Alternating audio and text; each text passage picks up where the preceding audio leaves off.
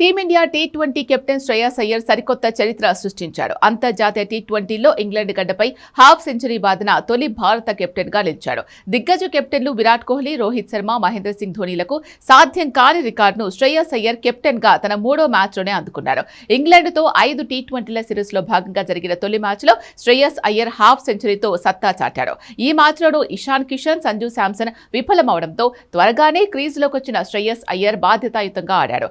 39 బంతుల్లో half century పూర్తి చేసుకున్నారు. అంతర్జాతీయ టీ20లో ఇది శ్రేయస్ అయ్యర్ కు 9వ హాఫ్ సెంచరీ. ఈ క్రమంలో టీమిండియా మాజీ కెప్టెన్ విరాట్ కోహ్లీ రికార్డును శ్రేయస్ అయ్యర్ అధిగమించాడు.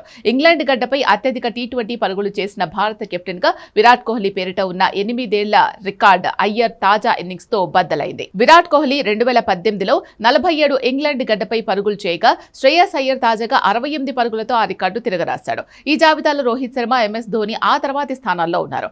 శ్రేయస్ కేవలం రికార్డులకే పరిమితం కాకుండా బాధ్యతాయుతమైన ఇన్నింగ్స్ తో జట్టును ఆదుకున్నాడు.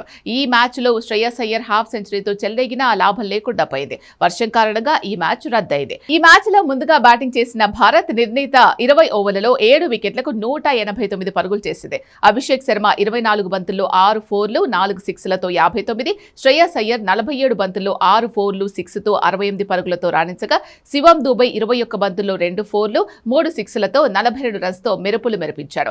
ఇంగ్లాండ్ బౌలర్స్ లో సకీబ్ మహమ్మద్ 3 వికెట్లు తీయగా ఆదిల్ రషీద్, శామ్ కరన్ తలో వికెట్ తీశారు. తర్వాత ఇంగ్లాండ్ ఇన్నింగ్స్ ప్రారంభానికి ముందు భారీ వర్షం రావడంతో మ్యాచ్ రద్దయింది.